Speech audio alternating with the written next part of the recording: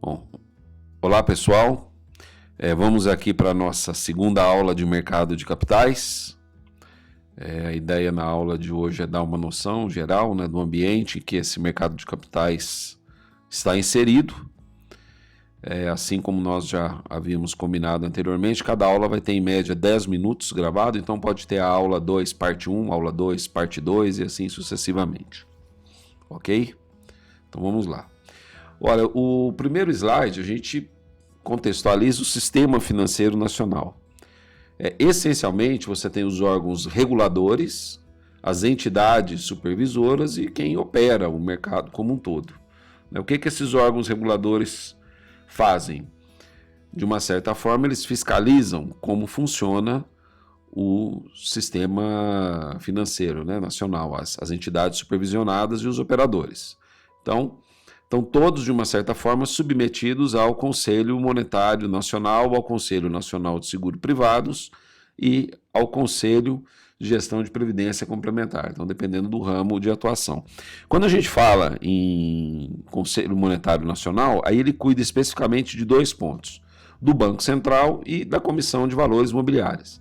O Banco Central vai acabar cuidando das instituições financeiras, né, que captam recursos no mercado, fazem empréstimos, né? Também outros intermediários e administradores financeiros aí você tem consórcio, né? Tem uma série de agentes aí no mercado que eles prestam conta ao Banco Central. E o Banco Central, por sua vez, está submetido ao Conselho Monetário Nacional. Já a Comissão de Valores Mobiliários, ela cuida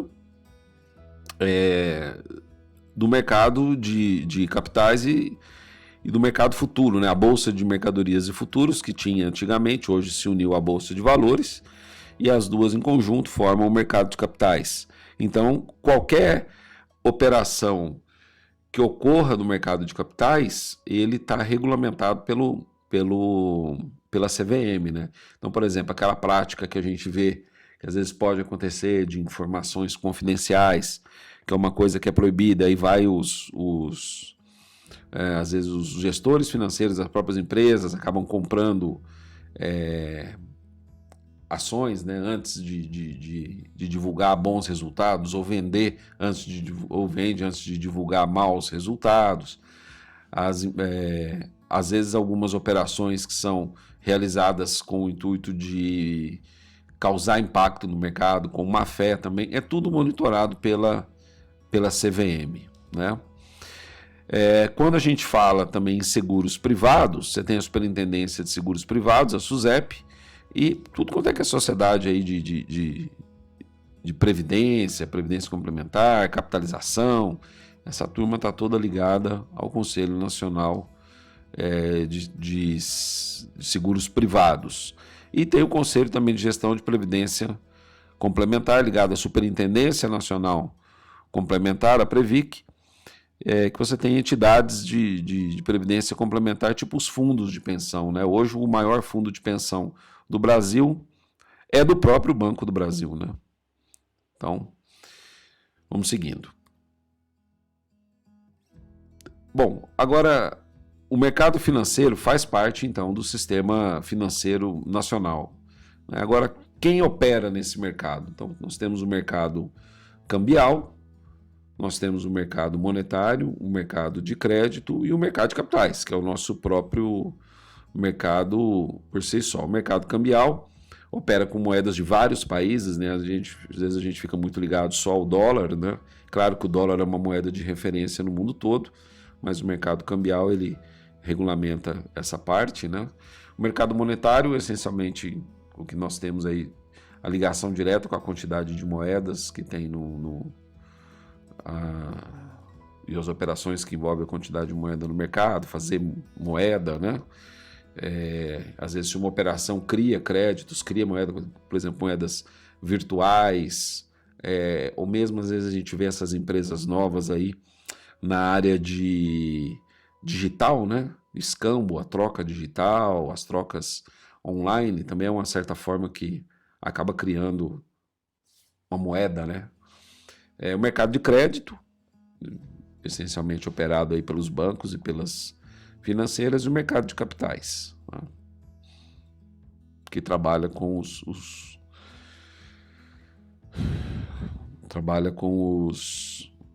as ações, né, e títulos e debêntures. Enfim, mercado cambial, então aqui está falando, só repetindo, né, o que eu falei anteriormente.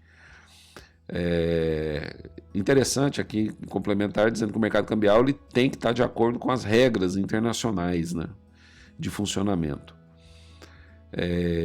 O mercado monetário ele vai acabar regulando todas essas trocas, né, de depósitos compulsórios, adequação dos bancos e das empresas financeiras, tem que garantir a liquidez do sistema, né? Por isso que eu falei há pouco, se você tem gente que cria moeda, isso daí pode causar problema futuramente no sistema. E falando ainda dentro do mercado monetário, né, essa crise que existiu aí da Covid, o Banco Central tem dado aquele auxílio emergencial, e uma das preocupações que as pessoas têm normalmente é falar, esse excesso de moeda que está sendo colocado no mercado pode gerar inflação. Nesse caso em específico da Covid, não, porque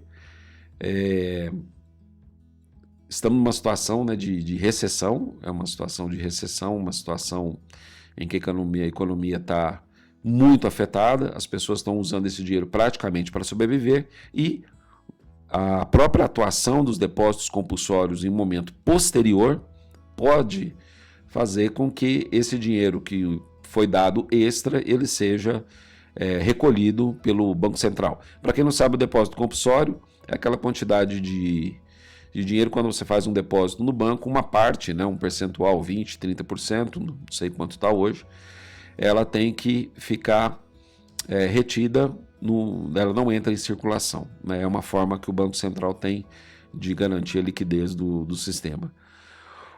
O mercado de crédito é porque você não tem que ter uma regulamentação, você não pode sair emprestando o tanto que você quer, né? Hoje você tem até nos próprios bancos, eles têm umas demonstrações financeiras com algumas peculiaridades diferentes das demonstrações financeiras das empresas tradicionais, mas essas operações aí de financiamento e de crédito, elas são importantíssimas para o desenvolvimento do país, principalmente quando você financia a produção, quando você financia a expansão, quando você financia bens de capitais para poder serem utilizados, às vezes comprados em outros países, são utilizados na produção no Brasil, instalação de indústrias, né, fábricas, e também estimular, né, o crédito rural, a compra de casas, movimentação do mercado de construção civil, né, hipotecas, emissão de títulos, enfim. E aí chegamos no mercado de capitais, né? Bom, essencialmente aqui, para a gente terminando a primeira parte dessa aula, é onde o mercado de capitais, onde as empresas negociam os títulos que elas emitem, né? Então elas criam os títulos no mercado primário e são negociados no mercado secundários. E que títulos são esses? As ações, os debêntures, commercial paper e os direitos a subscrições. O mercado primário, quando a empresa faz a capitalização direto ali, né, vende a mercado, e o mercado secundário ele começa a negociar esses títulos, né? Nós pudemos ver na aula anterior qual foi a origem do mercado de capitais, né? E isso daí é bem interessante, né? Porque uma vez que a empresa ela fez a capitalização primária, ela não sai mais vendendo. Esses títulos já estão na mão de outras pessoas. Aí é onde acaba ocorrendo, né, a negociação dos títulos, a troca. Uma pessoa vende um título para outra, uma ação para outra. E isso acaba, esse mercado secundário é quem acaba dando essa liquidez, essa capitalização, né?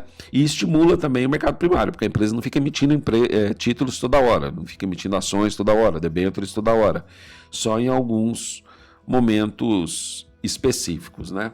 Então essa negociação no mercado secundário é ela que dá vida, é ela quem vai dar a bolsa de valores, praticamente ela opera o tempo todo no mercado secundário, as pessoas comprando, vendendo ações, fazendo operações do mercado futuro, né? Então está tudo ocorrendo nesse mercado, diferente do mercado primário. Ok, bom, assim nós vamos colocando finalizando a nossa primeira aula, a parte 1 aqui.